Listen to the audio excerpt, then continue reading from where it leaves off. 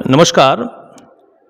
मैं इस समय गोरखपुर जनपद के दक्षिणांचल में श्री रामरेखा सिंह इंटर कॉलेज में मौजूद हूँ और मेरा एक मिशन और या कहा जाए मेरा एक विज़न इस समय एक सप्ताह से चल रहा है। और अभी मेरा ये मिशन दक्षिणांचल के तमाम इंटर कॉलेज के जो भी सब्जेक्ट टीचर हैं, अध्यापक हैं, उनके साथ मेरा यह कार्यक्रम चलेगा। मेरा सिर्फ उद्देश्य क्या है, मिशन क्या है कि ग्रामीण क्षेत्र के जो बच्चे 12वीं पास करते हैं विभिन्न वर्गों से और पास होने के बाद वह उत्तीर्ण होने के बाद दिशा विहीन हो जाते हैं, वह अपने लक्ष्य को, अपने एम को तय नहीं कर पाते हैं कि मैं आगे किस तरफ जाऊं। क्योंकि बहुत से बच्चे जागरूक हैं, उनके पेरेंट्स जागरूक हैं, तो वह फर्स्ट ईयर से 11वीं की पढ़ाई से ही बच्चों को एक दिशा देते हैं कि आप मैथ्स से पढ़ रहे हो, बायो से पढ़ रहे हो, आपको बीटेक करना है, नीट करना है, या आप आर्ट साइड से हो तो आपको यूपीएससी की तैयारी करनी है। तो जो जागरूक है, लेकिन उसका प्रतिशत बहुत काफ़ी कम है। क्योंकि बहुत से यह ग्रामीण क्षेत्र है, मजदूरों के लड़के हैं, किसानों के लड़के हैं, और वह 12वीं उत्तीर्ण करने के बाद वह अभी भी भटक रहे हैं कि वह किस रूप में जाएं, क्योंकि आर्थिक परेशानी भी उनके सामने है। तो मेरा एक उद्देश्य मिशन चल रहा है और मैं सबसे पहले ये चाहूँगा कि इस विद्यालय में रसायन विज्ञान केमिस्ट्री के प्रवक्ता श्री तिलक सिंह जी मौजूद हैं। सबसे पहले मैं चाहूँगा, आपसे जानना चाहूँगा कि इस सेशन में, इस सत्र में जो बच्चे 12वीं उत्तीर्ण हुए हैं, और सबसे प्रमुख चीज़ कि श्री तिलक सिंह जी यह है कि आपका जो सब्जेक्ट है, केमिस्ट्री है, रसायन विज्ञान, यह बिल्कुल चाहे फिजिक्स बच्चे हों, मैथ्स के बच्चे हों या बायो के बच्चे हों, उनको तो पढ़ना ही पढ़ना है। चाहे वो बीएससी करें, चाहे नीट करें, चाहे वो बीटेक करें, या कहीं भी जाएंगे तो केमिस्ट्री एक ऐसा सब्जेक्ट है कि जिसमें उनको पढ़ना ही है। बस मेरा उद्देश्य क्या है, मेरा मिशन क्या है कि जो बच्चे यहाँ से उत्तीर्ण होकर गए, या इस विद्यालय से नहीं, पूरे ग्रामीण क्षेत्र से जो बच्चे 12वीं का क्लास उत्तीर्ण किए हैं, उनको 12 के बाद उनको क्या करना चाहिए और किस रूप में वो आगे बढ़ें, कैसे अपने लक्ष्य को तय करें, मैं आपसे जानना चाहता हूँ श्री तिलक सिंह जी। हाँ, धन्यवाद आपको। मैं रसायन विज्ञान प्रवक्ता तिलक सिंह। और जैसा कि आपके द्वारा अवगत हुआ कि ये दक्षिणांचल के बहुत गरीब बच्चे, वास्तव में शिक्षा के लिए गरीबी और अमीरी कोई बाधा नहीं बनती है। अनेक तरीके की ऐसी शाखाएं हैं, प्राइवेट और सरकारी, जिनका हम आर्थिक सहयोग लेकर के, और यदि लगन है हमारे अंदर, जज्बा है और किताबों के टेक्स्ट बुक के सहारे पढ़ने की क्षमता है, तो हम अपने लक्ष्य को ज़रूर प्राप्त करेंगे। और वो छात्र जो अपने लक्ष्य को प्राप्त करना चाहते हैं, किसी न किसी फंडामेंटल, चाहे वो ऑर्गेनिक केमिस्ट्री हो, इनऑर्गेनिक केमिस्ट्री हो या फिजिकल केमिस्ट्री हो, उसका ज़रूर उनको अध्ययन करना पड़ेगा। बेसिक चीज़ें टेक्स्ट बुक के सहारे पढ़ें और बार बार उसको रिपीट करें। और ऑनलाइन कोचिंग के वीडियो कुछ हद तक उनका सहयोग कर सकते हैं, लेकिन आगे बढ़ने के लिए टेक्स्ट बुक बहुत ही आवश्यक है। मतलब यह है कि उनको हर दशा में सेल्फ स्टडी करना जरूरी है। जैसे आजकल तमाम एक भ्रम है, जैसे बच्चे 12वीं पास करते हैं तो उनके अपने गार्जियन को परेशान करते हैं, और गार्जियन ऐसी स्थिति में है, किसान के लड़के हैं, मजदूर के बेटे हैं, और खेत बंधक रखना, खेत बेचना कि हम आपको वहाँ भेजेंगे, और कोचिंग का स्वरूप वहाँ जाने दूसरा हो जाता है। तो क्या सेल्फ स्टडी से भी नीट की परीक्षा या बीटेक की परीक्षा या बीएससी करना, क्या ऐसा संभव है क्या? इंटरमीडिएट के बाद उनके, जैसे कि जो गणित वर्ग के बच्चे होते हैं, वो एनडीए में जाते हैं, आर्मी में जाते हैं, डिफेंस के लिए, या आईआईटी करना चाहेंगे, या फिर एडवांस जेई मेंस जेई में जाना चाहेंगे, तो उनके लिए जो आपके लिए ऑर्गेनिक केमिस्ट्री और इनऑर्गेनिक केमिस्ट्री और फिजिकल केमिस्ट्री, तीनों का बहुत बड़ा योगदान होता है। और इसके लिए उनको सहारा लेना पड़ेगा टेक्स्ट बुक का। और दूसरी चीज़, अगर वो एएफएमसी करना चाहेंगे या नीट करना चाहेंगे, जो बायोलॉजी वर्ग के होंगे, तो उनके लिए बायोलॉजी, फिजिक्स और केमिस्ट्री तीनों का अध्ययन करना पड़ेगा। और ये अध्ययन के लिए ज़रूरी नहीं है कि वो किसी ट्यूटर के यहाँ जा कर के अध्ययन करें। हो सकता है कि वो अपनी प्रतिभा को निखारने के लिए अगर किताबों के साथ पढ़ते हैं, ऑनलाइन वीडियोज़ का सहारा लेते हैं, तो शायद वो बहुत अपनी जो मंजिल प्राप्त करना चाहते हैं उसे प्राप्त कर सकते हैं।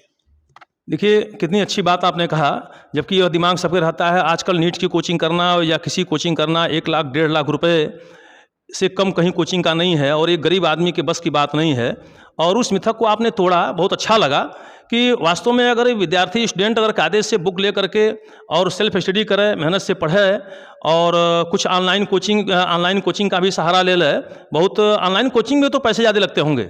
नहीं, ऑनलाइन में अगर आपको मटेरियल प्रोवाइड करा दिया जाए जो उससे संबंधित अपना चाहे एनडीए का, डिफेंस का है या फिर आईआईटी का है, अब तो वो एडवांस जेईई और मेंस जो हो गया है, एडवांस जेईई के नाम से जाना जाता है, तो इसका मटेरियल बहुत कम पैसे में उपलब्ध हो जाता है, जिसको ग्रामीण अंचल के बच्चे ले करके अपना ग्रेजुएशन में प्रवेश करा करके भी उसमें आप आगे बढ़ सकते हैं। अच्छा, केमिस्ट्री में या साइंस में, अभी मैं बायोलॉजी प्रवक्ता अमृतपाल से बात करूंगा बायो के बारे में, लेकिन एक और भी हमारे गांव क्षेत्र में चीज़ें हमेशा बार बार आती हैं कि हिंदी मीडियम के बच्चे हैं, यूपी बोर्ड से हैं, और हिंदी मीडियम होने के कारण जो है वह नीट को क्वालिफाई नहीं कर पाते हैं, बीटेक क्वालिफाई नहीं कर पाते हैं। क्या ऐसा है क्या? और एक चीज़ और भी मैं आपसे जानना चाहूँगा कि जैसे आपके तमाम बैच पढ़ के गए और तमाम स्टूडेंट जो है हमसे बाहर मिले, 10-12 साल पहले मिले या बाद में मिले, तो वह हमेशा यह बात करते रहे कि नहीं सर, जो है केमिस्ट्री के सर हम लोगों को पढ़ाते थे, तो ज़्यादातर जो है अपने टीचिंग में वह इंग्लिश का प्रयोग ज़्यादा करते थे, फास्ट मतलब पढ़ाते थे, तो वह चीज़ हम लोग को समझ नहीं आती थी। और जिस समय हम लोग बाहर गए, नीट तैयारी में गए या बीटेक तैयारी में गए, तो सर की चीज़ें जो है अब हमको समझ में आती हैं कि सर क्या पढ़ाए थे। ऐसा कुछ है क्या? मीडियम इसमें बहुत बड़ा रोल नहीं अदा करता है।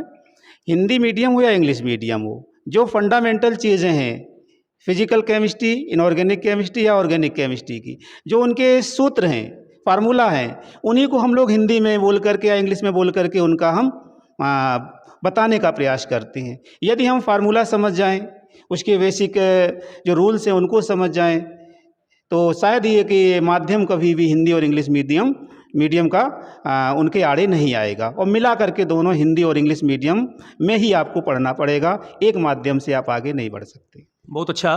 ये रहे श्री रमाकांत इंटर कॉलेज के केमिस्ट्री के प्रवक्ता श्री तिलक सिंह जी।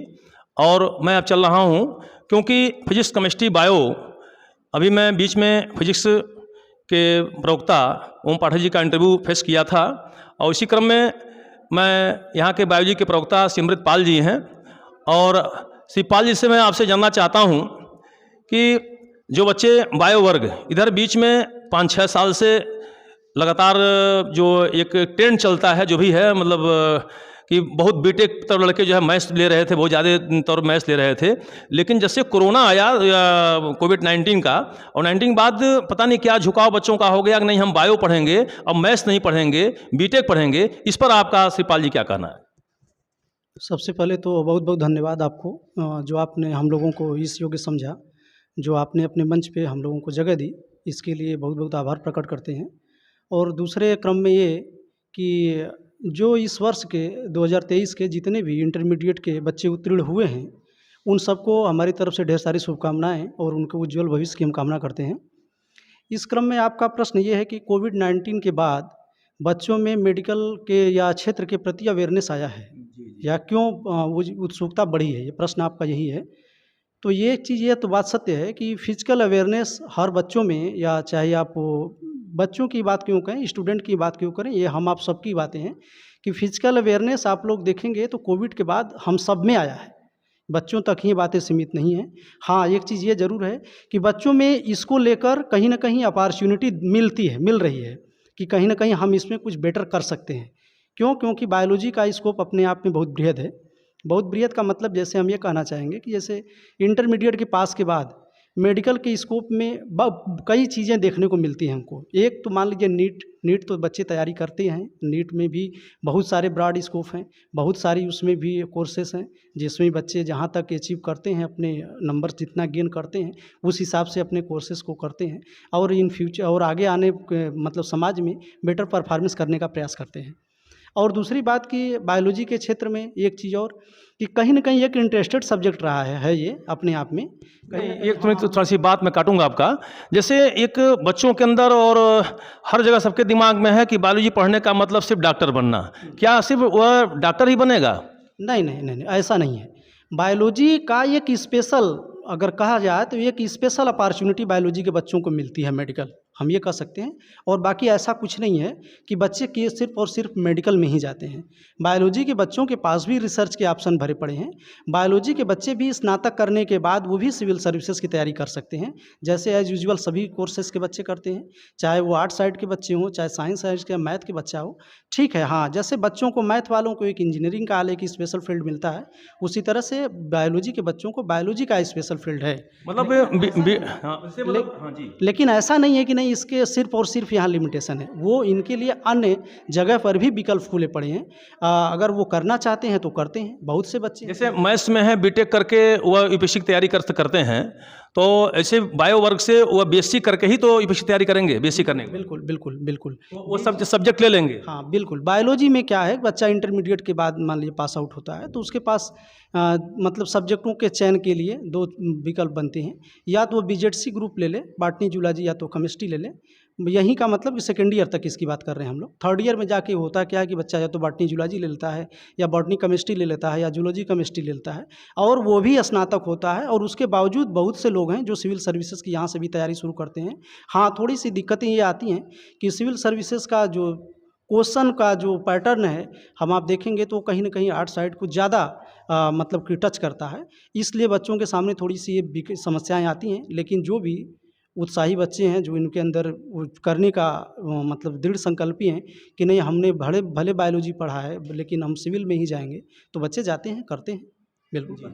मेरा एक अंतिम प्रश्न आपसे है कि जो बच्चे, जैसे अभी मैं श्री तिलक सिंह से बात किया, तो बीएससी में यहाँ जो भी बच्चे इंटर जाते हैं तो बीएससी करते हैं, लेकिन उनका परसेंटेज बीएससी में कम होता है। जैसे मतलब अगर 10 बच्चे 20 बच्चे एडमिशन लिए, 100 बच्चों में या 20 बच्चे एडमिशन लिए, तो उसमें 1-2% बच्चे पास आउट होते हैं। ऐसा क्या है इसमें, क्या ऐसी क्या कमी है ऐसी? हाँ, ये क्वेश्चन आपका बहुत ही अच्छा है अगर देखा जाए, क्योंकि इस तरह की समस्याएं हम लोगों के सामने भी आती हैं, आई हैं, और बच्चों के भी क्वेश्चन हम लोगों के सामने इस तरह से प्रश्न आते हैं कि सर क्या बीएससी के बाद ऐसा हो गया मेरे साथ। तो इसके पीछे आपको हम बता दें, सबसे बड़ी जो मेजर प्रॉब्लम राइज होती है ये कि यूपी बोर्ड के बच्चे, यूपी बोर्ड में आपको हिंदी मीडियम की पढ़ाई करके जाते हैं, और बीएससी में जाने के बाद उनको ऐसे समझिए कि एकाएक, या ऐसे कह सकते हैं कि अकस्मात उनको कहीं ना कहीं लैंग्वेज का सफ़र करना पड़ता है। क्यों? क्योंकि बीएससी के बाद बीएससी जब वो करते हैं तो बीएससी में प्रायः है, मान के चलिए कि इंग्लिश मीडियम में ही क्लास उनको लेने का मौका मिलता है। हाँ, कहीं पर कुछ इंग्लिश और हिंदी का कहीं ना कहीं उनको एक मतलब बराबर, या कह सकते हैं कि एक कम्बिनेशन बनाकर भी क्लासेस मिलती हैं, लेकिन ये है कि इंग्लिश को ज़्यादा प्रायोरिटी। मतलब ये परेशानी मीडियम का है। तो आप लोग जैसे क्लासेस लेते हैं फर्स्ट ईयर सेकंड ईयर में, जैसे अब हम लोग तो, मैं तो साइंस का स्टूडेंट नहीं था, आर्ट्स साइड का था, लेकिन ये सुनने में आता था कि जो भी पहले यहाँ टीचर पढ़ाते थे इंग्लिश जो है, बायो या मैथ्स या केमिस्ट्री फिजिक्स पढ़ाते थे, तो उसमें भी लोग जानते थे, इंग्लिश तो पढ़ाते ही थे। लेकिन इस समय आप लोग जो पढ़ाते हैं, तो आज की इस परिवेश को देखते हुए ये ज़्यादातर हिंदी पढ़ाते हैं, इंग्लिश पढ़ाते हैं? नहीं, हमारी तो जब से मैंने यहाँ पे क्लास लेना शुरू किया है, आप ऐसे समझिए कि जितनी भी बायोलॉजी की शब्दावलियाँ हैं, जो टर्मिनोलॉजी हैं, हम प्रायः मानकर चलते हैं कि दोनों चीज़ों में बच्चों को अवेयर कराने का प्रयास करते हैं, दोनों चीज़ों को बताने का प्रयास करते हैं। और ब्लैक बोर्डिंग भी मेरी वही होती है कि अगर वो उस चीज़ को हिंदी में मैंने लिखा है तो इंग्लिश में हम बताते हैं। और एक चीज़ ये भी है कि जैसे प्रिपरेशन के दौरान हम लोगों में भी कहीं ना कहीं इंग्लिश का समावेशन ज़्यादा हो गया है, नो डाउट हम लोगों में भी ज़्यादा हो जाता है।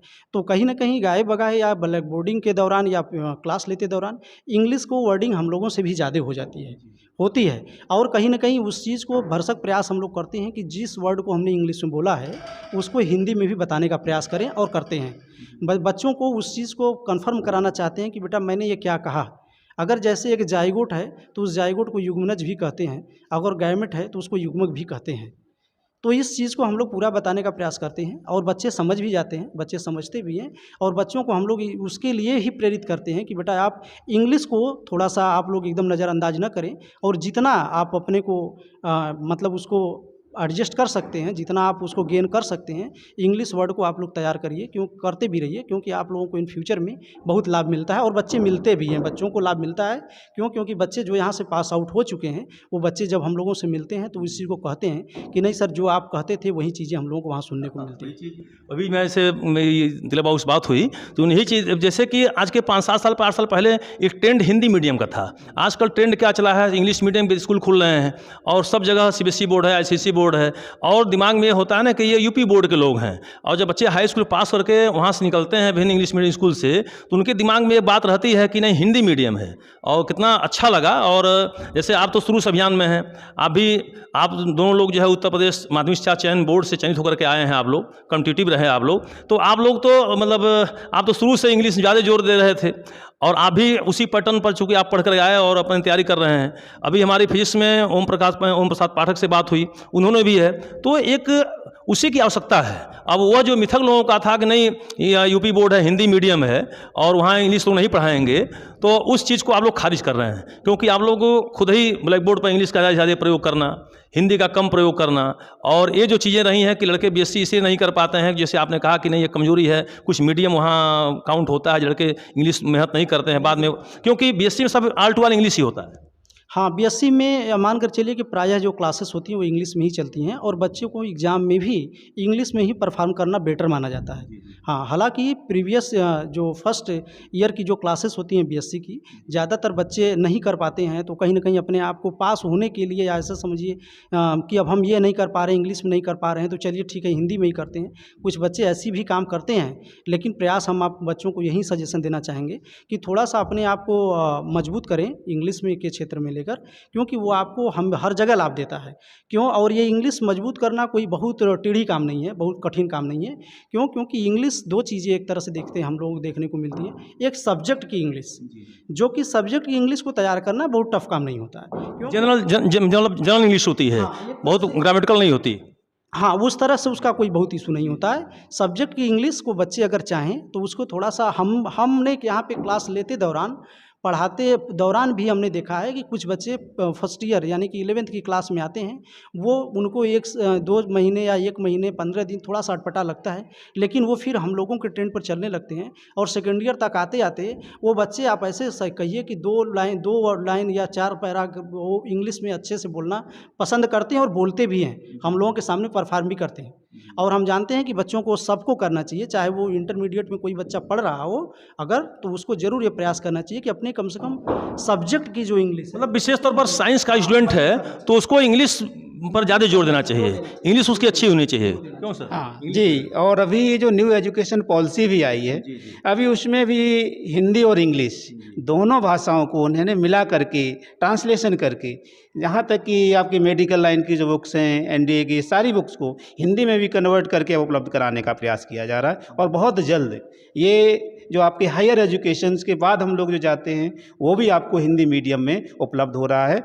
इसलिए बहुत हम माध्यम को इतना नहीं आगे बाधा बनने की स्थिति में होगा, क्योंकि अब सरकार भी न्यू एजुकेशन पॉलिसी के तहत हिंदी मीडियम को या जो क्षेत्रीय भाषा को आगे लाने का प्रयास कर रही है, ताकि ग्रामीण अंचल से जो अच्छे बच्चे हैं वो निकल कर आगे तक अच्छी, चाहे वो डिफेंस की लाइन हो में जाएं या फिर वो मेडिकल की लाइन में जाना चाहें या फिर टेक्नोलॉजी की लाइन में जाना चाहे, उन सब में बाधा ना हो ये माध्यम, इसलिए उसको भी सरकार बहुत प्रयास कर रही है। बहुत बहुत धन्यवाद।